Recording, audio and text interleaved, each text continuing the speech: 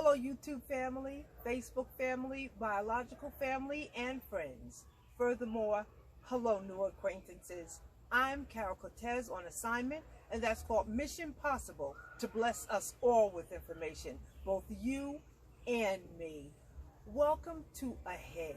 That is an acronym for Achievers, Happy, Encouraged, Accomplished, and Determined. That's who I am, and I pray and trust that's who you are also. I have a guest today. His name is Rashid. I know him very well, and he's going to speak with us about being a man of God, a Christian who's devoted to God, family, and being an entrepreneur and aspiring in all levels. So please, if you would, listen in, and I'm sure he'll bless you real good. And you can glean from the information that he's going to be sharing with us. Please know that I'll have a Bible quiz at the end, towards the end of this broadcast. And if you would, give us a thumbs up to let us know that you like this information, and share this information with everyone. The comments, if you would leave a comment, including your suggestions and questions, that would be welcomed. And also the answers, your answers to the Bible quiz, you could type in the comment section. Hi, Rashid. Hi, how you doing? Good. Thank you for agreeing to doing this broadcast with me. Yep, no problem. So Rashid, would you please share with me and my viewers, what are some of the ways that you conduct yourself as a Christian, a man of God, emulating Christ? Well, some of the most important things is to tie a lot of prayer into your day-to-day activities, whether it's work-related or you leaving the house, from family, really praying and seeing to it that you're praying for how you want your days to go and how you want to conduct yourself. So really just holding yourself to a standard of conduct, and knowing that none of us are perfect, but the closer that we get towards what Christ would like from us, the better off we are in our day-to-day lives. So just praying into our lives, how we want to be, how we want our day to go, and how we want things to go for us in general. So now you're married. So what were some of the strategies that you used in finding the right woman for your life? Just being led, not really going and settling for anything, but letting God lead the person to you, and just praying that this is the right person in your life. And that was really the foundation, or the goal that I set in my mind, was to really not lead myself towards who I thought was the best person, but just praying for the right person in my life. Okay, so now you're married, and you've been married how many years about? 18. 18 years. So what are some of the strategies that you've employed to keep your marriage strong, to keep it continuing, and to keep love alive? Just holding myself accountable, holding myself to a certain standard, frequent communication with my pastor, just keeping in touch with him, just to enable him to hear what's, the different challenges and different things that are going on in my marriage, and just being able to have someone at that level that I can speak to about it. Also, individuals around you that you trust. A lot of us are married or have been married, so just being able to get good advice from those that are married, and those that have been married. So just just trying to take from others best practices or things that they saw work really well when they were married, and then just keeping in close contact with my pastor, and also just praying.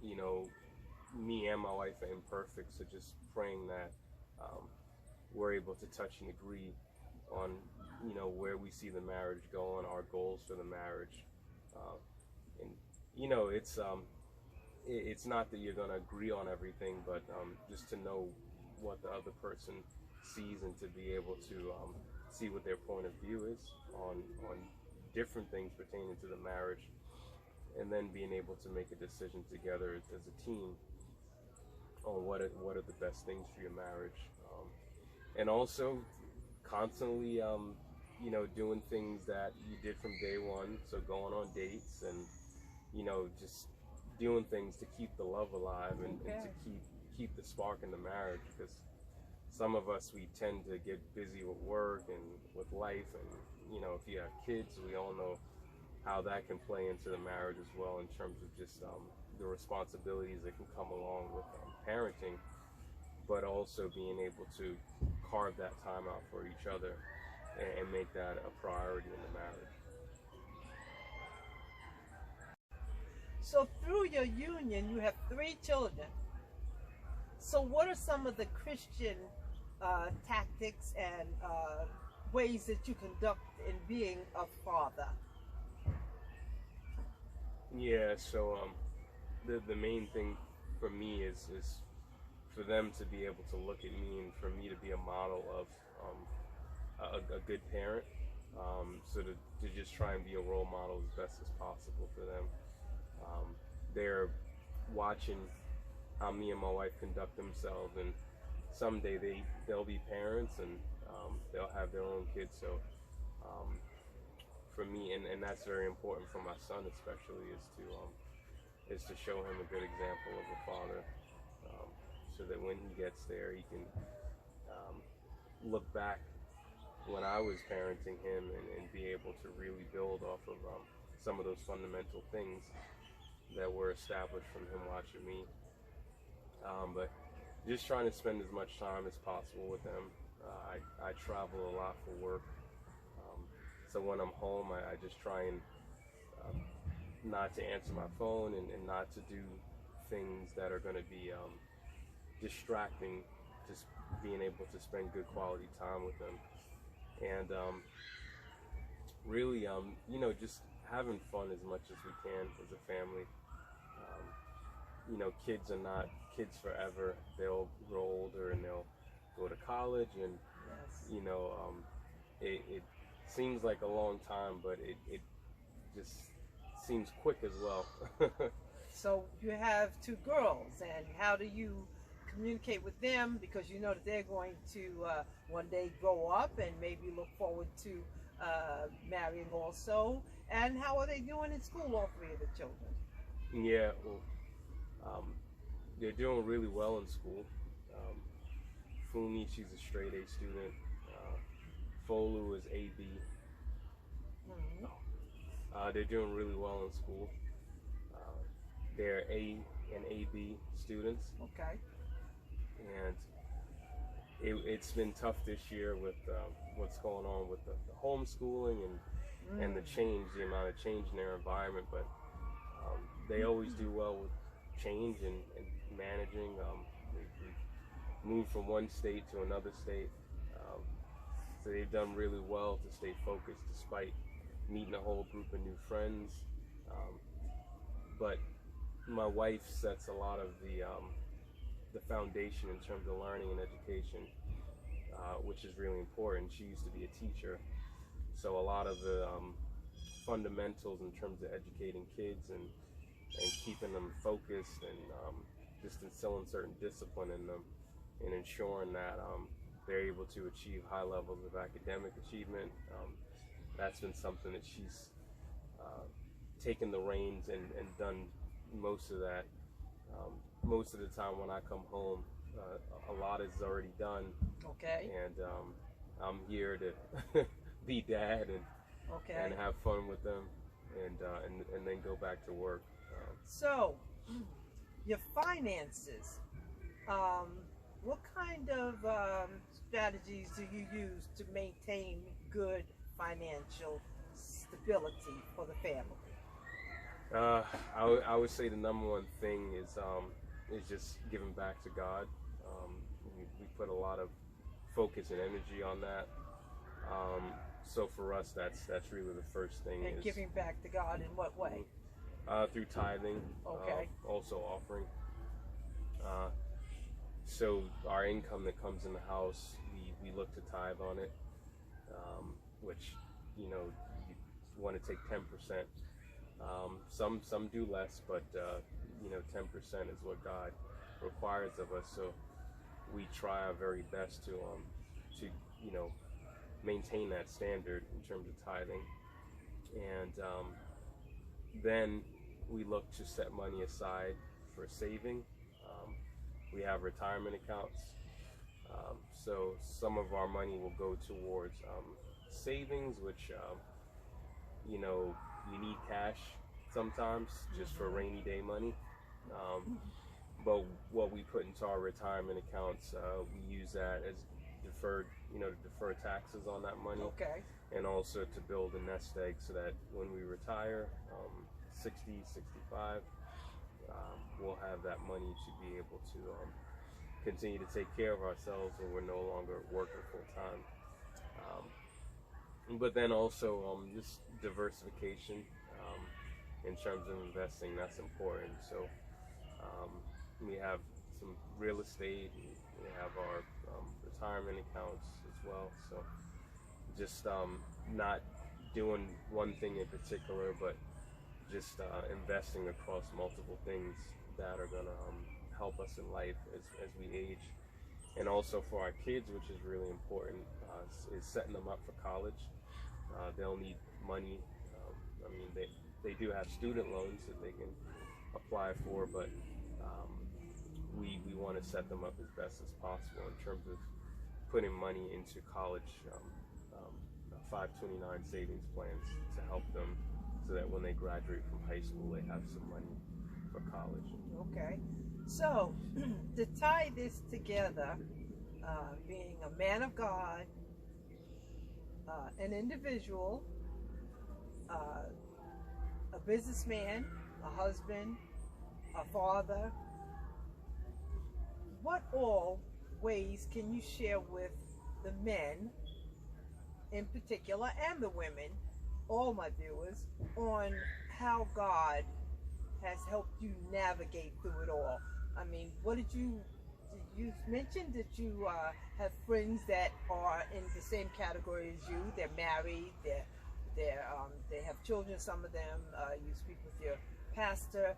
Are there any other foundational things that someone can glean from you and do so that they can keep their life on the right track? Because there's so many distractions and so many different avenues that we can take in terms of to make certain that we are being Christ-like on a day-to-day basis.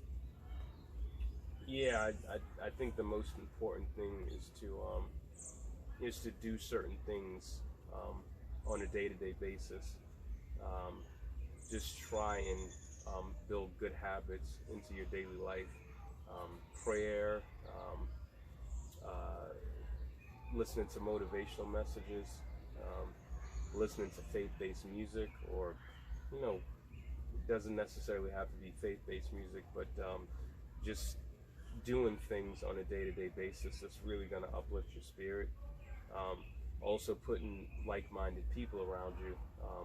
If you see someone that has a good marriage, you want to put that person around you.